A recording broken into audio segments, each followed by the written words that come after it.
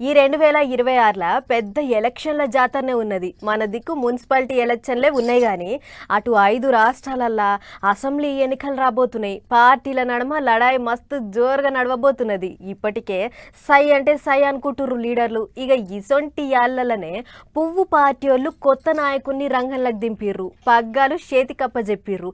మరిగా ఆ సార్ ముచ్చటేంటిదో పూరాగా చూద్దాం పారు. అగో పువ్వు పార్టీకి దళపతి మారిండు. కొత్త దళపతి నితిన్ నబీన్ అధ్యక్షుని సీట్లో కూకున్నాడు. ఢిల్లీలో ఉన్న కాషాయ పార్టీ పెద్ద ఆఫీసులో సారును కుర్చీలో కూర్చోబెట్టే కార్యం గట్టిగానే చేసిండ్రు. ప్రధానమంత్రి మోదీ సారుతోని కలిపి పువ్వు పార్టీ పెద్ద లీడర్లంతా పోయిండ్రు. ఇక ఇప్పటి సంది ఎంత పెద్ద లీడర్ అయినా సరే అధ్యక్షుడు నితిన్ నబీన్ చెప్పినట్టే వినాలే. తనకు కూడా ఆయననే బాసు అన్నట్టు మాట్లాడిండు మోదీ సారు.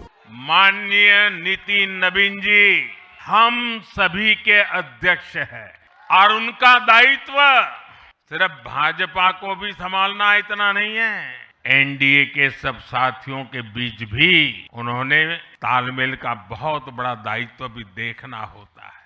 అదట్లుంటే 45 ఏళ్లకే పువ్వు పార్టీకి అధ్యక్షుడు అయ్యిండు నితిన్ నబీన్.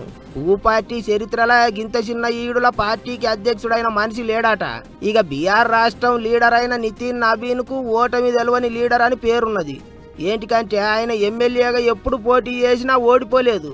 5 సార్లు పోటీ చేస్తే 5 సార్లు గెలిచిండు. అయితే అంత మంచిగానే ఉన్నది కానీ అసలు కథ ఇప్పుడే చాలైంది అంటున్నారు ఇంగింతమంది. ఏంటికంటే వచ్చే 3-4 నెలలనే దేశంలో 5 రాష్ట్రాల అసెంబ్లీ ఎన్నికలు రాబోతున్నాయి. దాంట్లో పువ్వు పార్టీకి కొరకరాని కొయ్య లెక్క ఉన్న పశ్చిమ బెంగాల్, తమిళనాడు, కేరళ వంటి రాష్ట్రాలలో ఎన్నికలున్నాయి. అట్లనే అస్సాము, పాండిచ్చేరిలో కూడా ఎలక్షన్లు ఉన్నాయి. ఇటువంటి టైంలో నితిన్ నబీన్ ను పార్టీ జాతీయ అధ్యక్షుని సీట్లో కూర్చోబెట్టిండ్రు. చిన్న వయసులో పార్టీ పగ్గాలు పట్టిండని చెప్తున్నారు కానీ మరిగా ఆయన ఎట్టెట్ల ముంగటికి నడిపిస్తాడో ఏం చేస్తాడోనని మాట్లాడుకుంటారు ఇప్పుడు చాలా మంది.